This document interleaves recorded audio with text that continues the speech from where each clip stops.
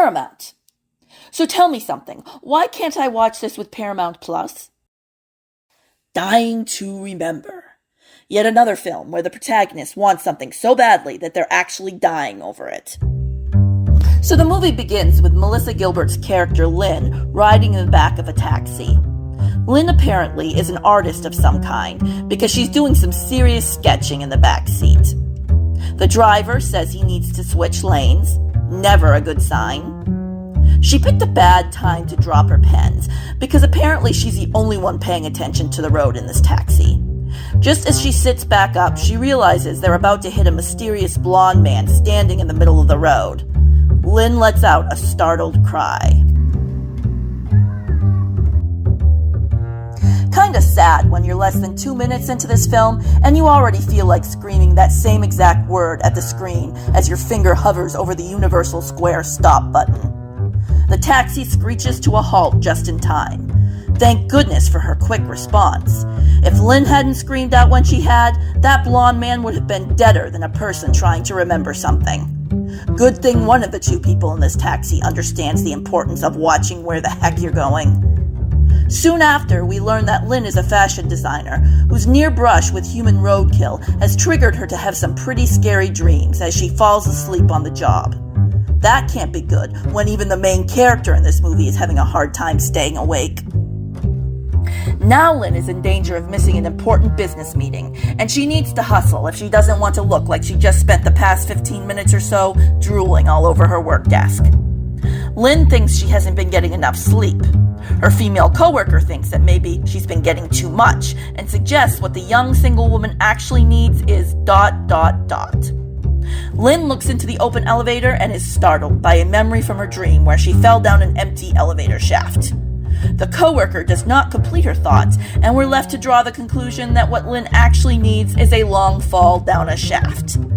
After more bad dreams and countless sketches of a woman on a dock and a man with a red convertible, Lynn decides it's time to see Dr. Freud to find out what the shaft of death really means. During hypnosis, she starts to wonder if maybe she is the reincarnated soul of a woman who died in the 60s. A much more likely scenario than the possibility that she is merely a young woman with a vivid imagination.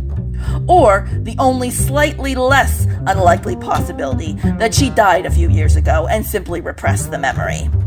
This is a Melissa Gilbert movie, so nothing is impossible. Meanwhile, Lynn's job is affected because her mind is stuck in 1963.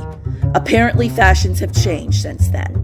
And this is what happens when you are too preoccupied to focus on your work and think you can get away with recycling your therapy doodles. Her boss forces her to take a 6-week vacation because she hasn't been on one in 2 years. So there you go. That's clearly the reason why she's been having these visions. They're probably just fever dreams from overworking herself. Nothing a few weeks in California can't fix. She decides to use this opportunity to take a little stroll down memory lane. She hightails it to San Francisco. She brings some sketches with her. One of them is a drawing of a man and a woman looking out an apartment window at the skyline. The detail is so impressive that her cab driver feels confident he can get her to the area that comes with that exact view. I've lived in the same area of Maine all my life, and I couldn't sketch the view from my window from memory. I call BS. But before he can show off his uncanny ability to turn a mere sketch of a window into a crude map, Lynn starts to feel the spirit move inside of her. Apparently, it's one of those situations where you ask someone to help you find a place when if you just waited for them to pass through the next intersection, you would have figured it out on your own. It literally takes a couple of minutes for her to find the apartment complex she was looking for. It's being renovated, maybe for no other reason than because there's nothing creepier than a building under construction. I also imagine it's especially triggering for people who have an almost irrational fear of malfunctioning elevators. The blonde guy she almost ran over earlier is outside and watches her from a distance.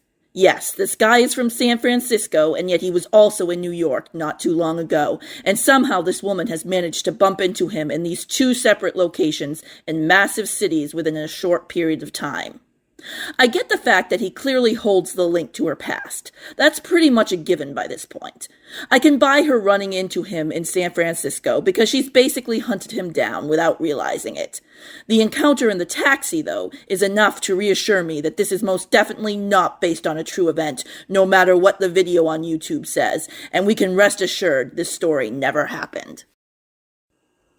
After checking out her old apartment and confirming it has the right view, because I'm sure it's the only apartment in that entire building with that exact view, she starts having memories of a fight between a man and a woman that led to the woman being pushed down an elevator shaft. And she remembers the first name Mary Ann.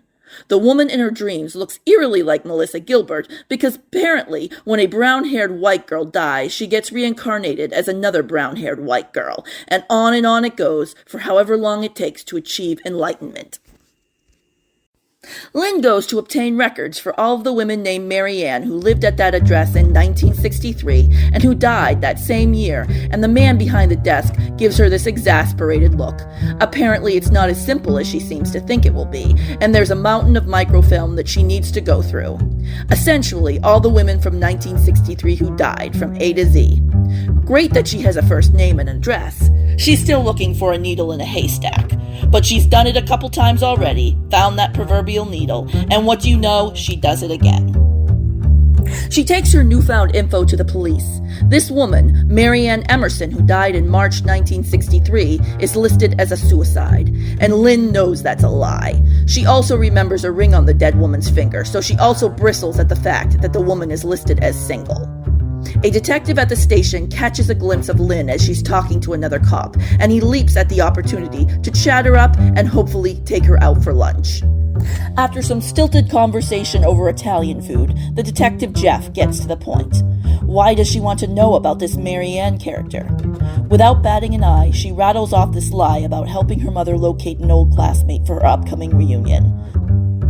Lying to cops with ease is apparently a gift she's been blessed with. Maybe someone should be checking up on where she was back in March of 1963 when this alleged murder took place. Are we sure she wasn't born yet? Maybe she's one of these career women who lie about their age. We've already established she's a liar. The detective gobbles up the story she's feeding him because he's clearly as bad at his job as the actor is at pretending to give a crap about this script. He agrees to do some detective work for her. After all, he is a detective, and that's his job. He finds some information on this mysterious Mary Ann, including crime scene photos. He says, "I don't think you want to see these." She holds out her hand as though to say, "Hand them over, buddy." Jeff figures out soon enough that the investigating officer on the case was none other than Dan Corso, a man who needs no introduction as far as he is concerned. Lynn is like, "Who's Dan?" What I want to know is, does he go by Lieutenant Dan? Whoever the heck he is, he's still working on the force. At first, when they intrude on him in his office, he's too busy fighting with the F1 key to be of any assistance to them. But when Lynn tells him to try hitting the Alt and F1 buttons at the same time, he is so grateful for the tip that he agrees to give them 2 seconds of his time. Lynn tells him that she's convinced that not only was Mary Ann murdered, but that she was married as well, and that they basically effed this investigation up from start to finish. He just laughs off this info she's passing on from her mother, who apparently knows more about her ex-classmate she's researching for her little reunion project than the actual police investigating Mary Ann's death were able to figure out. So far, this sends out no red flags to Jeff that Lynn is up to something. Lynn is not satisfied with the info she's getting from the authorities. The state of California isn't much help at locating this elusive marriage license either. But maybe Mary Ann went to Nevada to get hitched. Why didn't Lynn think of that? The most obvious place for someone to get secretly married before taking a tumble down an elevator shaft. She learns that Mary Ann was indeed married to a man named Mark Gage. Mark Robert Gage, in fact. Jeff knows this guy too. He apparently knows everyone in this little town of San Francisco. Mark is some real estate guy, a real big deal. Whenever someone's secret wife ends up dead, you can be sure he's a real big deal. I don't want to spoil the rest of the movie for you. Suffice it to say that Lynn's parents have been dead all along, so there was no reunion. Someone tries to tamper with Lynn's brakes, causing her to nearly die in a fatal car crash. And Lynn does more unauthorized snooping. Izzy. And in the end, we find out who really killed Mary Ann.